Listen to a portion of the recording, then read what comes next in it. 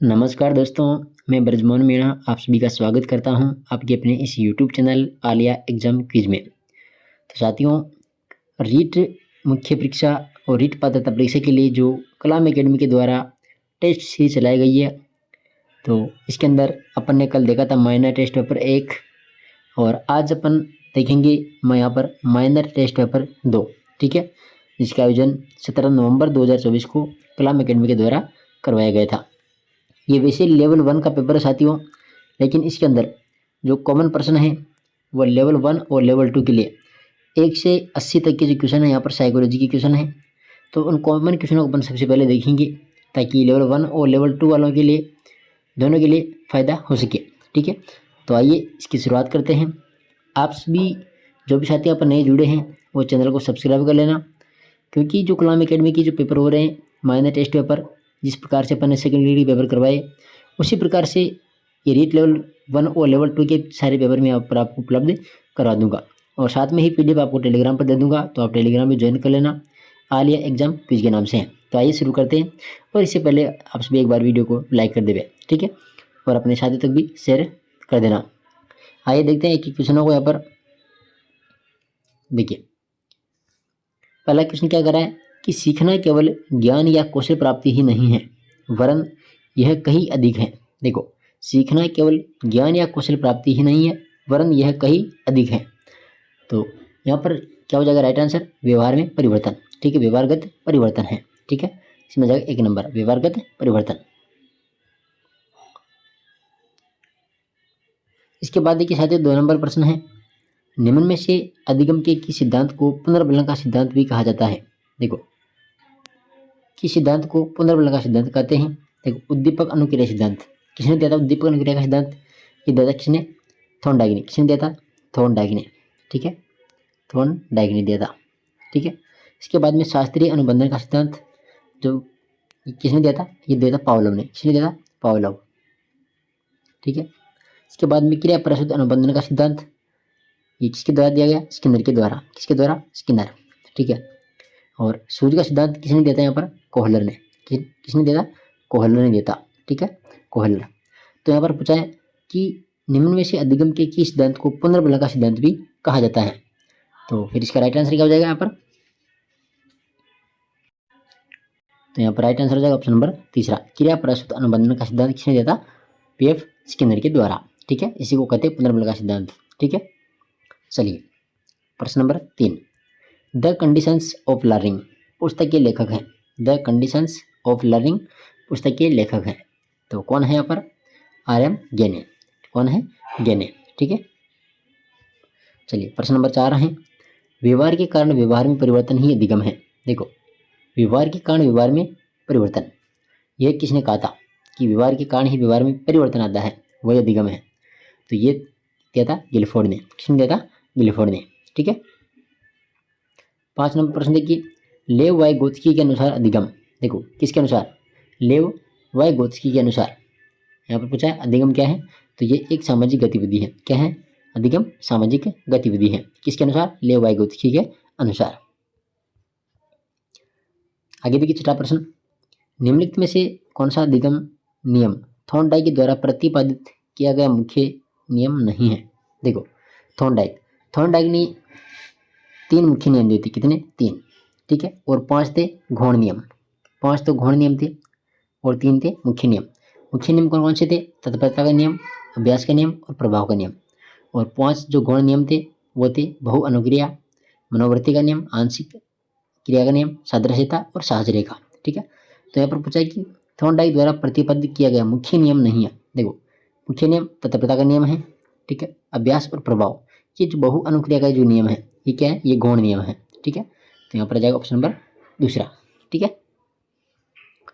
इसके बाद देखिए प्रश्न नंबर 7, निम्न में से कौन सा आंतरिक अभिप्रेरणा का उदाहरण नहीं है? देखो, यानी आंतरिक का नहीं है तो कौन सा? बाह्य अभिप्रेरणा। देखो, दुश्चिंता, आशंका स्थिर और आकांक्षा स्तर और उपलब्धि की आवश्यकता और प्रशंसा। तो यहाँ पर क्या हो जाएगा? प्रशंसा। ठीक है, देखो प्रशंसा क्या है? ये बाह्य अभिप्रेरणा है। ठीक है, बाकी दुश्चिंता, आकांक्षा स्तर, उपलब्धि की आवश्यकता, ये क्या है? आंतरिक अभिप्रेरणा है। ठीक है, तो राइट आंसर ऑप्शन नंबर 4। आगे देखिए 8 नंबर प्रश्न है, अभिप्रेरणा का प्रत्याशा सिद्धांत किसने दिया था? अभिप्रेरणा का प्रत्याशा सिद्धांत तो ये दिया था विक्टम ब्रूम के द्वारा। ठीक है, चलिए 9 नंबर प्रश्न है, अधिगम में योगदान देने वाले मनोवैज्ञानिक कारकों में कौन सा शामिल नहीं है? देखो, अधिगम में योगदान देने वाले मनोवैज्ञानिक कारकों में कौन सा शामिल नहीं है? देखो, अधिगम की इच्छा, प्रेरणा, रुचि, विषय वस्तु का स्वरूप। ठीक है, विषय वस्तु का स्वरूप इसमें शामिल नहीं है। ठीक है, 9 के अंदर चौथा ऑप्शन। इसके बाद देखिए प्रश्न नंबर 10, निम्न में से कौन सी अधिगम की एक विशेषता नहीं है? किसकी विशेषता नहीं है? अधिगम की। तो देखो, अधिगम का अवलोकन केवल प्रत्यक्ष रूप से किया जा सकता है, नहीं। अब अधिगम का जो अवलोकन है प्रत्यक्ष और अप्रत्यक्ष दोनों ही रूप में किया जा सकता है, तो ये गलत है। ठीक है, यहाँ पूछा है कौन सी विशेषता नहीं है, तो ऑप्शन नंबर जो पहला है ये गलत हो गया। ठीक है, अधिगम व्यवहार में अपेक्षाकृत स्थायी परिवर्तन है। कैसा परिवर्तन? अधिगम स्थायी परिवर्तन। ठीक है, अधिगम व्यक्तिगत एवं सामाजिक होता है। ठीक है, व्यक्तिगत भी होता है और सामाजिक भी होता है। क्या? अधिगम। अधिगम एक उद्देश्यपूर्ण प्रक्रिया है, ये भी सही है। तो यहाँ पर पहला जो ऑप्शन है ये गलत है। ठीक है, चलिए प्रश्न नंबर 11, एक पिता अपनी बेटी का एक शिक्षण संस्थान में दाखिला तो करवा सकता है। देखो, एक पिता है जो अपनी बेटी का यानी शिक्षण संस्थान में दाखिला करवा सकता है, उसका एडमिशन करा सकता है, लेकिन उसे पढ़ने के लिए मजबूर नहीं कर सकता। और उसका एडमिशन करवा सकता है लेकिन उसको पढ़ने के लिए क्या नहीं कर सकता? मजबूर नहीं कर सकता। उक्त कथन थॉर्नडाइक के अधिगम सिद्धांत के किस नियम को संदर्भित करता है? तो कौन सा नियम लगेगा यहाँ पर? तत्परता का नियम। ठीक है, कि वो उसको एडमिशन दिलवा सकता है, ठीक है, कॉलेज के अंदर, लेकिन उसको पढ़ने के लिए मजबूर नहीं कर सकता। उसका मन करेगा तो पढ़ेगी या नहीं पढ़ेगी। ठीक है, तो यहाँ पर आ जाएगा तत्परता का नियम। ठीक है, चलिए प्रश्न नंबर 12 है, मेस्लो का अभिप्रेरणात्मक सिद्धांत किस पर आधारित है? अब्राहम जो मेस्लो है इसका अभिप्रेरणात्मक जो सिद्धांत है ये किस पर आधारित है? तो यह जाएगा किस पर? आवश्यकताओं पर। किस पर आधारित है? आवश्यकताओं पर आधारित है। ठीक है, चलिए अगला प्रश्न देखिए 13 नंबर, यदि पूर्व ज्ञान व अनुभव नए प्रकार के सीखने में सहायता करते हैं तो उसे कहते हैं। देखो, पूर्व ज्ञान व अनुभव नए प्रकार के सीखने में सहायता करते हैं तो उसे क्या कहेंगे? यहाँ पर वहाँ पर जाएगा सकारात्मक अधिगम का स्थानांतरण। ठीक है, क्या? सकारात्मक अधिगम स्थानांतरण। प्रश्न नंबर 14 है, अल्बर्ट बांडुरा निम्न में से किस सिद्धांत से संबंधित है? कौन? अल्बर्ट बांडुरा। तो यह जाएगा सामाजिक अधिगम का सिद्धांत दिया था इन्होंने। किसने? अल्बर्ट बांडुरा ने, सामाजिक अधिगम सिद्धांत। इसके बाद देखिए 15 नंबर प्रश्न है, कक्षा 5 में पढ़ने वाले बच्चे को तैरने और डूबने की अवधारणाओं को पढ़ाने के लिए संरचनावाद में दृढ़ विश्वास रखने वाले शिक्षकों द्वारा कौन सा शैक्षणिक दृष्टिकोण अपनाया जाएगा? तो यहाँ पर कौन सा जाएगा? निर्देशित खोज। ठीक है, ऑप्शन नंबर 4। प्रश्न नंबर 16 है, किसी भी कार्य को आरंभ करने, जारी रखने और नियमित करने की प्रक्रिया है। किसी भी कार्य को आरंभ करने, जारी रखने और नियमित करने की प्रक्रिया है, तो यह है प्रेरणा। ठीक है, क्या है? प्रेरणा। देखिए, जो भी साथी यहाँ पर एक बार आए हो तो आप एक बार चैनल को सब्सक्राइब करना और फिर आपको मज़ा बाद में आएगा। ठीक है, जैसे जैसे आप क्लासेस देखोगे आपको मज़ा आएगा। पूरे आपको पेपर यहाँ पर मिलेंगे, पेपर का सोल्यूशन मिलेगा, पेपर की PDF मिलेगी, तो आप जरूर जुड़े। ठीक है, अपने साथियों को भी जरूर जोड़े और सभी लाइक भी जरूर करें। ठीक है, चलिए अगला प्रश्न देखिए 17 नंबर है, अधिगम। अधिगम क्या है? सबसे पहले बात होती है अधिगम। तो अधिगम कर्ता के संवेगों से प्रभावित होता है। ठीक है, अधिगम कर्ता के संवेगों से प्रभावित होता है अधिगम। ठीक है, अधिगम कर्ता, पहला ऑप्शन क्या है इसमें कि अधिगम कर्ता के संवेगों से प्रभावित नहीं होता है, तो होता है, ये बात अपने नीचे देख ली। संवेगों के क्षीण संबंध रखता है? नहीं। अधिगम कर्ता के संवेगों से स्वतंत्र है? नहीं। ऑप्शन नंबर 4 है, ये इसमें क्या है? अधिगम है। ठीक है, अगला देखिए 18 नंबर, अभिप्रेरणा चक्र का पहला चरण है। अभिप्रेरणा चक्र का पहला चरण कौन सा है? आवश्यकता। कौन सा है? आवश्यकता। ठीक है, 18 के अंदर जाएगा ऑप्शन नंबर पहला। इसके बाद देखिए 19 नंबर है, मेस्लो के अनुसार अभिप्रेरणाओं को वर्गीकृत किया जा सकता है। किसके अनुसार? मेस्लो के अनुसार। अब्राहम जो मेस्लो है, अब्राहम मेस्लो के अनुसार अभिप्रेरणाओं को वर्गीकृत किया जा सकता है। तो यहाँ पर आ जाएगा फिर जन्मजात और अर्जित, यानी 2 प्रकार से, एक जन्मजात दूसरा अर्जित। 20 नंबर है, पावलोव के प्रयोग में शीघ्र अनुबंधन होता है। पावलोव के प्रयोग में शीघ्र अनुबंधन होता है, तो यहाँ पर आ जाएगा फिर विमुखी उद्दीपक के द्वारा। किसके द्वारा? विमुखी उद्दीपक के द्वारा। 21 नंबर प्रश्न है, अधिगम क्या है? देखो अधिगम क्या है? तो अधिगम है, यह एक गत्यात्मक प्रक्रिया है। क्या है? एक गत्यात्मक प्रक्रिया। 22 नंबर क्वेश्चन है, प्रोग्राम्ड निर्देशन का आधार है। प्रोग्राम्ड निर्देशन का आधार है, तो यहाँ पर आ जाएगा क्रिया प्रसूत अनुबंधन। कौन सा है? क्रिया प्रसूत अनुबंधन। इसके बाद देखिए 23 नंबर, कल्पना वह शक्ति है जिसके द्वारा हम अपनी प्रतिमाओं का नए रूप में प्रयोग करते हैं। यह कथन है कि कल्पना वह शक्ति है जिसके द्वारा हम अपनी प्रतिमाओं का नए रूप में क्या करते हैं? प्रयोग करते हैं। तो यह कथन है, तो यहाँ पर आ जाएगा फिर रायबर्न का। किसका है? रायबर्न का।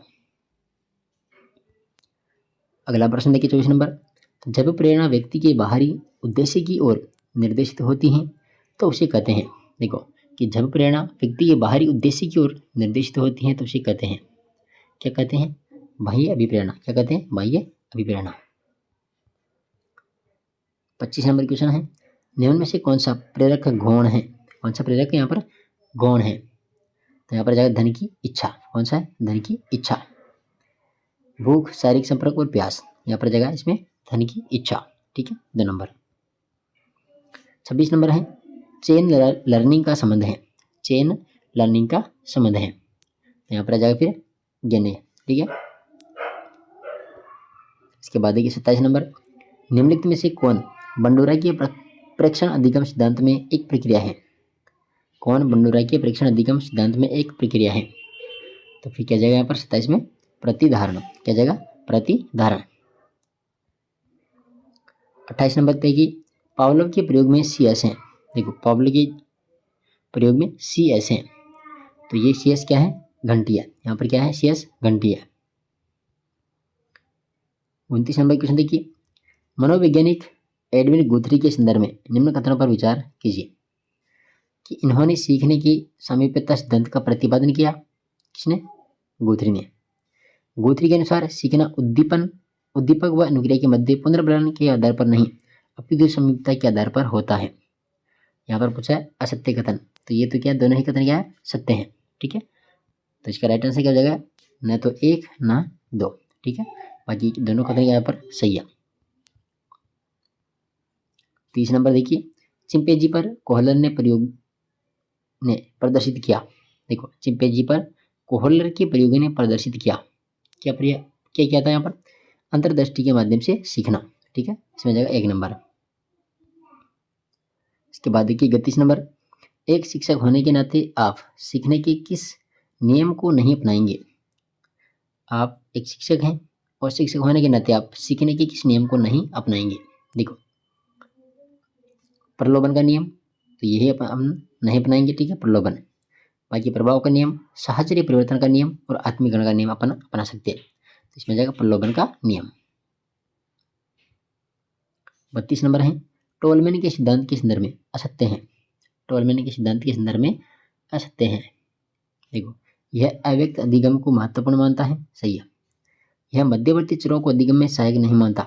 ये गलत है। ठीक है, यह व्यवहारवाद व समग्रवाद का मिश्रण है। हाँ, और ये चिन्ह गैस्टार्टवाद के नाम से भी जाना जाता है। ये भी सही है। तो यहाँ पर 32 के अंदर आ जाएगा ऑप्शन नंबर 2। अगला प्रश्न देखिए 33 नंबर, सैंपिंग व चैनिंग का संबंध है। सैंपिंग व चैनिंग का संबंध, तो यहाँ पर क्या जाएगा फिर? क्रिया प्रसूत अनुबंधन। क्या है? क्रिया प्रसूत अनुबंधन। देखिए क्वेश्चन नंबर 34, विगत अधिगम के द्वारा वर्तमान अधिगम का धनात्मक सरलीकरण सुसाध्य, उदाहरण के तौर पर योग द्वारा गुणा में सहायता करना, इस प्रकार का अधिगम स्थानांतरण है। तो यहाँ पर आ जाएगा ऊर्ध्वाधर स्थानांतरण। ठीक है, 4 नंबर। इसके बाद देखिए 35 नंबर प्रश्न है, निम्नलिखित में से कौन सा जन्मजात अभिप्रेरक है? कौन सा जन्मजात अभिप्रेरक है? तो यार देखो भूख है, ये जन्मजात है। प्यास भी जन्मजात है। आकांक्षा भी जन्मजात है। निंद्रा ये जन्मजात नहीं है। ठीक है, यहाँ पर पूछा जन्मजात अभिप्रेरक है, तो 35 में जाएगा। सॉरी, देखो इसमें भूख आएगा। ठीक है, प्यास भी आएगा और निंद्रा भी आएगा। ठीक है, आकांक्षा इसमें नहीं आएगा। ठीक है, तो 1, 2 और 4 इसमें जाएगा ऑप्शन नंबर दूसरा। ये निंद्रा भी जन्मजात है, प्यास भी जन्मजात है और भूख भी जन्मजात अभिप्रेरक है। ठीक है। 36 नंबर प्रश्न देखिए, सीखने की प्रक्रिया एवं सूझ की दृष्टि से निम्नलिखित में से कौन सी विशेषता गेस्टाल्ट मनोवैज्ञानिकों के द्वारा निर्धारित नहीं की गई है?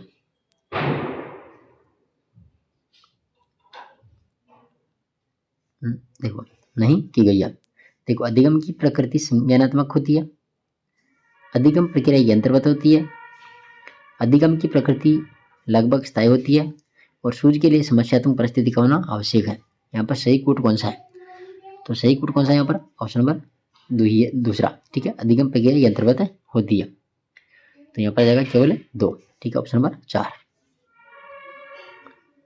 इसके बाद देखिए क्वेश्चन नंबर 37 है, अधिगम का क्षेत्र सिद्धांत किसने प्रतिपादित किया था?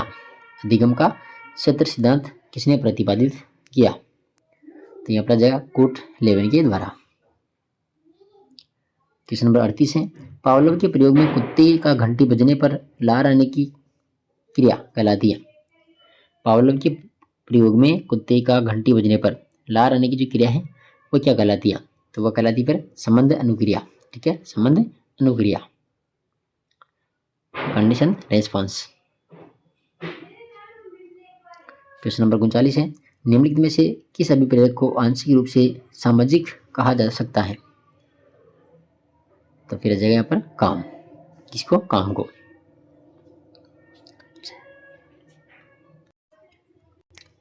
40 नंबर है, सशक्त अभिप्रेरणा सीखने का प्रभावशाली घटक है। इससे बालक जो होते हैं वो शीघ्र सीखता है, ठीक है। बालक क्या करते हैं? शीघ्र सीखता है सशक्त अभिप्रेरणा से, ठीक है। 42 नंबर है, प्रेरक के अंतर्गत सम्मिलित है। प्रेरक के अंतर्गत सम्मिलित है, तो यहाँ पर आ जाएगा देखो प्रोत्साहन भी आएगा, आवश्यकता भी आएगी और प्रबल प्रेरणा, यानी उपरोक्त सभी। चलिए क्वेश्चन नंबर 42 है, निम्नलिखित में से कौन सा प्रभावी अधिगम का अवरोधक नहीं है? कौन सा प्रभावी अधिगम का अवरोधक नहीं है? तो फिर आ जाएगा यहाँ पर अधिगम परिस्थिति। कौन सा? अधिगम परिस्थिति। क्वेश्चन नंबर 43 है, निम्नलिखित में से कौन सी अधिगम की आधारभूत शर्त नहीं है? अधिगम की आधारभूत शर्त नहीं है, तो यहाँ पर देखो, यहाँ पर क्या कह दिया है? संलग्नता, प्रतिपादन, अभ्यास और पुनर्मिलन। यहाँ पर पूछा है कि दिए गए कोड में सही उत्तर का चयन कीजिए, तो यहाँ पर देखो इसमें आ जाएगा प्रतिपादन, ठीक है, केवल 2। 43 के अंदर केवल 2। 44 नंबर क्वेश्चन है, रॉबर्ट गेने के अधिगम अनुक्रम सिद्धांत में अधिगम के प्रकार सम्मिलित हैं। तो कितने प्रकार बताए थे? यहाँ पर गेने ने 8 प्रकार, कितने थे? 8। 45 नंबर क्वेश्चन देखिए, शास्त्रीय अनुबंधन को प्रभावित करने वाले कारक हैं। शास्त्रीय अनुबंधन को प्रभावित करने वाले कारक हैं, तो अनुबंधित व अनुबंधित उद्दीपकों के बीच का अंतराल, ठीक है, और अनुबंधित उद्दीपकों के प्रकार एवं तीव्रता। सत्य कथन कौन सा है? 1 व 2 दोनों, ठीक, इसमें जाएगा 3 नंबर।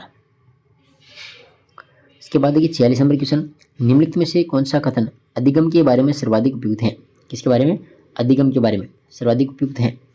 तो यह प्रक्रिया है, उत्पाद नहीं। ये जो पहला है कि यह क्या है? प्रक्रिया है, उत्पाद नहीं, तो ये यहाँ पर सही है, ठीक है। 47 नंबर क्वेश्चन है, बीएफ सिकंदर का अधिगम सिद्धांत मुख्यतः प्रयोगशाला प्रयोगों पर आधारित था, जबकि हल का सिद्धांत किस पर आधारित था? कि जो बीएफ सिकंदर ने जो सिद्धांत दिया था अधिगम का, वो किस पर आधारित था? प्रयोगशाला प्रयोगों पर। जबकि हल का जो सिद्धांत था किस पर आधारित था? तो ये था फिर गणितीय गणनाओं पर, ठीक है, 2 नंबर। 48 नंबर क्वेश्चन है, एक परीक्षार्थी जब तक स्वयं की ऐसी मनोदशा न रखे कि उसे आगामी परीक्षा में सफल होना है, तो वह सफल नहीं हो सकता। उपयुक्त दृष्टांत थॉर्नडाइक के द्वारा प्रतिपादित अधिगम सिद्धांत के किस गौण नियम को संदर्भित करता है? तो 48 में किया जाएगा मनोवर्ती का नियम, ठीक है, 3 नंबर। क्वेश्चन नंबर 49 है, अधिगम में अभिप्रेरणा का निम्नलिखित में से कौन सा कार्य नहीं है? देखो, अधिगम में अभिप्रेरणा का निम्नलिखित में से कौन सा कार्य नहीं है? तो जीव को क्रमहीन तरीके से गतिमान करने में मदद करना, ये नहीं है, ठीक है। देखो, जीव के व्यवहार को ऊर्जा प्रदान करना और उसे बनाए रखना, जीव के व्यवहार को निर्देशित और नियंत्रित करना, जीव की क्रिया को चयनित ध्येय की तरफ निर्देशित करना। तो इसमें जो पहला है ये गलत है, ठीक है। इसके बाद ही के 50 नंबर प्रश्न, 50 नंबर है, निम्नलिखित में से कौन सा चिंतन सृजनात्मकता से संबंधित है? कौन सा चिंतन सृजनात्मकता से संबंधित है? तो यहाँ पर आ जाएगा अपसारी चिंतन। कौन सा है? अपसारी चिंतन। क्वेश्चन नंबर 51 है, अल्बर्ट बंडोरा के सामाजिक अधिगम सिद्धांत के अनुसार कौन सा सही है? अल्बर्ट बंडोरा के सामाजिक अधिगम सिद्धांत के अनुसार कौन सा यहाँ पर सही है? तो देखो, बच्चों के सीखने के लिए प्रतिरूपण मॉडलिंग एक मुख्य तरीका है। इसमें जाएगा ऑप्शन नंबर दूसरा। ठीक है। क्वेश्चन नंबर 52 है, निम्न में से कौन सा मत अंतर्दृष्टि के द्वारा सीखने की व्याख्या करता है? कौन सा मत अंतर्दृष्टि द्वारा सीखने की व्याख्या करता है? तो यहाँ पर आ जाएगा गेस्टाल्टवाद। कौन करता है? गेस्टाल्टवाद। क्वेश्चन नंबर 53, निम्नलिखित में से कौन सा सीखने के लिए अधिकतम रूप से अभिप्रेरित करता है? कौन सा सीखने के लिए अधिकतम रूप से अभिप्रेरित करता है? तो यहाँ पर आ जाएगा लक्ष्यों को प्राप्त करने में व्यक्तिगत संतुष्टि। ठीक है, 2 नंबर। प्रश्न नंबर 54 है, निम्नलिखित में से कौन सा गेरेट के अनुसार अभिप्रेरक का प्रकार नहीं है? देखो, गेरेट के अनुसार अभिप्रेरक का प्रकार नहीं है, तो फिर आ जाएगा यहाँ पर जन्मजात। ठीक है, देखो जैविक, मनोसामाजिक और सामाजिक, मनोवैज्ञानिक और सामाजिक, तो कौन सा नहीं है? जन्मजात। 4 नंबर।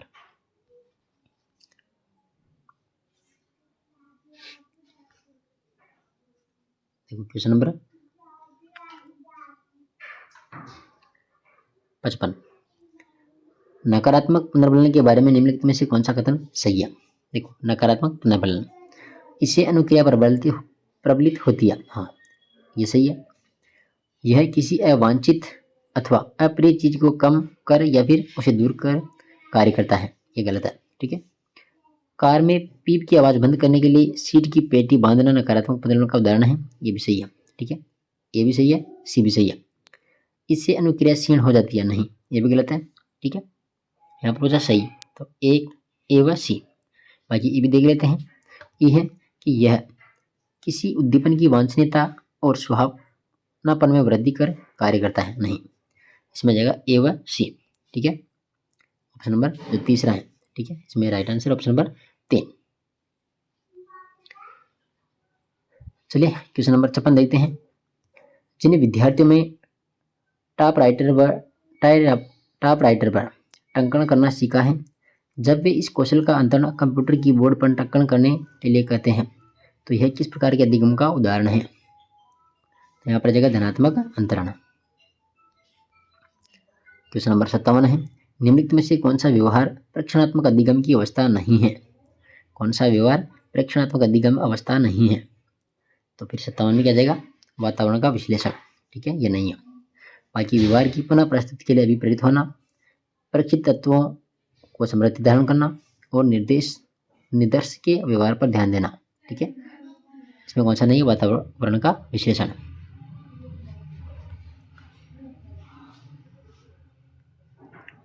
अट्ठावन नंबर क्वेश्चन देखिए, थॉर्नडाइक का प्रभाव नियम क्या है?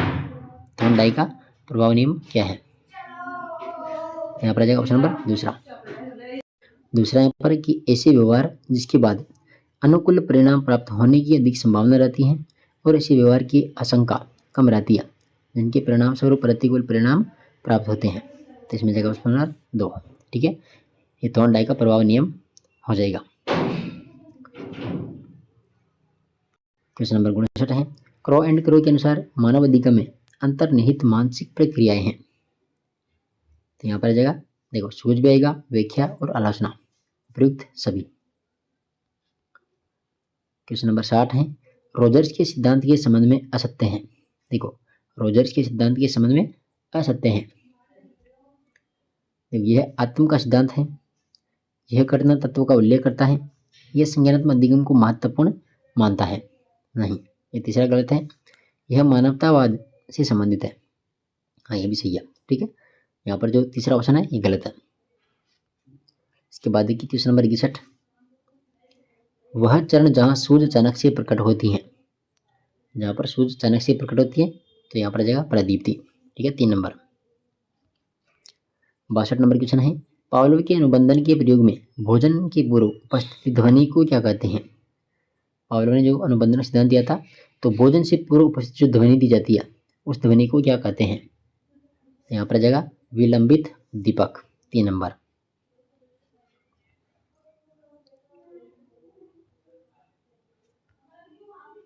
देखो क्वेश्चन नंबर 63 सम्मिलित कीजिए सूची 1 सूची 2।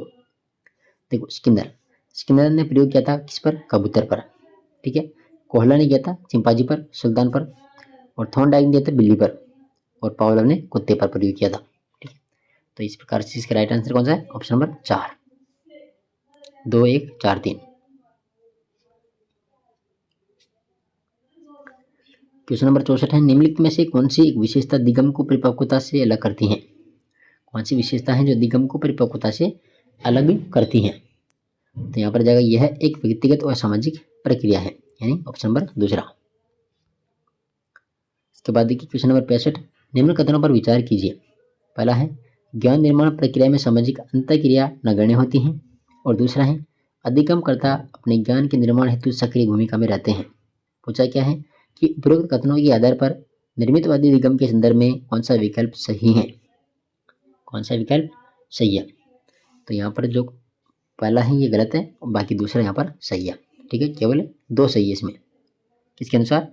निर्मितवादी दिगम के संदर्भ में पूछा है, तो यहाँ पर केवल 2 सही है कि अधिगमकर्ता अपने ज्ञान के निर्माण हेतु सक्रिय भूमिका में रहते हैं, ठीक है। क्वेश्चन नंबर 66 है रचनावादी अधिगमन के लिए निम्नलिखित में से कौन सी उपयुक्त परिस्थितियां हैं? देखो अधिगमनकर्ता की पूर्व ज्ञान पर आधारित नया अधिगम और अर्थपूर्ण कार्य का निर्माण करना, ठीक है। इसमें जगह दोनों, 1 व 2 दोनों। इसके बाद देखिए क्वेश्चन नंबर 67 निम्न में से रुचिपूर्ण गणित के प्रश्न हल करना, चित्र बनाना आदि उदाहरण है। देखो रुचिपूर्ण गणित के प्रश्न हल करना और चित्र बनाना, तो ये किसके अंतर्गत आ जाएगा? यह जाएगा आंतरिक अभिप्रेरणा के अंतर्गत, ठीक है, 1 नंबर। 68 नंबर क्वेश्चन है अभिप्रेरणा चक्र के किस घटक के परिणाम स्वरूप दैहिक अथवा मनोवैज्ञानिक असंतुलन की स्थिति की पुनः प्राप्ति होती है? तो 68 में जाएगा यहाँ पर प्रोत्साहन, क्या जाएगा? प्रोत्साहन। इसके बाद देखिए क्वेश्चन नंबर 69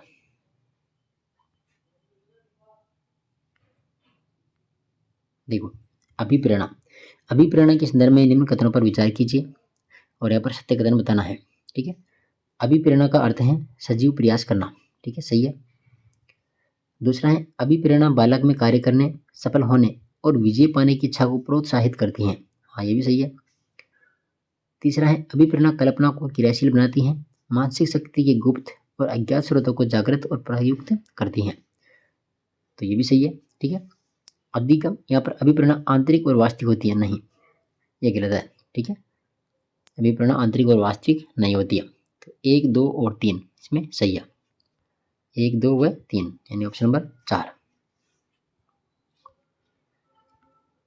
क्वेश्चन नंबर 70 है निम्न में से अभिप्रेरणा का कौन सा सिद्धांत यह व्याख्या करता है कि किसी अभिप्रेरित व्यवहार की तीव्रता इस बात पर निर्भर करती है कि उसे परिणाम स्वरूप क्या प्राप्त होगा? तो यहाँ पर आ जाएगा प्रत्याशा सिद्धांत, 3 नंबर। 11 नंबर क्वेश्चन है निम्न में से कौन सी एक विशेषता आंतरिक अभिप्रेरणा को बाह्य अभिप्रेरणा से अलग करती है? आंतरिक को बाह्य से अलग करती है, तो यहाँ पर आ जाएगा यह व्यक्ति को कार्य केंद्रित रखती है, ठीक है, 4 नंबर। 72 नंबर क्वेश्चन है गलती करने पर बच्चे को पीट देना ताकि उसके अवांछनीय व्यवहार में कमी आ सके, उक्त कथन निम्न में से किसे संदर्भित करता है? तो फिर आ जाएगा ये सकारात्मक दंड, ठीक है, 72 के अंदर आ जाएगा सकारात्मक दंड। 73 नंबर क्वेश्चन है आंतरिक अभिप्रेरणा व्यक्ति के भीतर से उत्पन्न वह दबाव है जो उसे एक निश्चित दिशा में व्यवहार करने के लिए प्रेरित करता है, उपयुक्त परिभाषा किसने दी है? तो यह जाएगा स्वार्ज ने, ठीक है, 2 नंबर। 74 नंबर क्वेश्चन है चिंतन की विशेषता नहीं है, चिंतन की विशेषता नहीं है। देखो यह एक मानसिक प्रक्रिया है, ठीक है, सही है। इसमें वस्तुओं की वास्तविक उपस्थिति आवश्यक है, नहीं, ये नहीं है। यह एक समस्या समाधान प्रक्रिया है, सही है। और यह एक प्रकार का अप्रकट व्यवहार है, ये भी सही है। चिंतन की कौन सी विशेषता नहीं है कि इसमें वस्तुओं की वास्तविक उपस्थिति आवश्यक है, ये गलत है। ठीक है। दूसरा क्वेश्चन नंबर 75 है, चिंतन के विषय में असत्य कथन का चयन कीजिए। किसके विषय में? चिंतन के विषय में। चिंतन मानसिक क्रिया का ज्ञानात्मक पहलू है, सही है। चिंतन प्रतीकों का प्रयोग है, ये भी सही है। मांसपेशी क्रिया चिंतन में सर्वाधिक महत्वपूर्ण है, नहीं, ये गलत है। ठीक है। चिंतन के प्रारंभ होने के लिए समस्या का होना भी आवश्यक है, ये भी सही है। तो ऑप्शन नंबर 3 ये यहाँ पर गलत है। क्वेश्चन नंबर 76, निम्न में से कौन सा चिंतन निगमनात्मक चिंतन है? कौन सा चिंतन निगमनात्मक चिंतन है? तो यहाँ पर आ जाएगा अभिसारी चिंतन। कौन सा है? अभिसारी चिंतन। क्वेश्चन नंबर 77 है, आलोचनात्मक सोच वाले प्रश्न पूछने का प्राथमिक उद्देश्य क्या है? तो यहाँ पर आ जाएगा उच्च स्तरीय सोच और समस्या समाधान कौशल को बढ़ावा देना, 3 नंबर। क्वेश्चन नंबर 78 है, निम्न में से कौन सा प्रश्न विश्लेषणात्मक चिंतन को बढ़ावा देता है? कौन सा प्रश्न विश्लेषणात्मक चिंतन को बढ़ावा देता है? तो फिर 78 के अंदर आ जाएगा यहाँ पर कौन सा? भारत में जनसंख्या वृद्धि के विभिन्न कारण क्या है? ठीक है, ऑप्शन नंबर 4।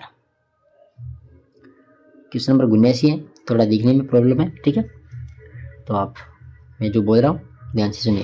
देखो क्वेश्चन नंबर 79 है, तर्कणाय के विषय में सत्य कथन का चयन कीजिए।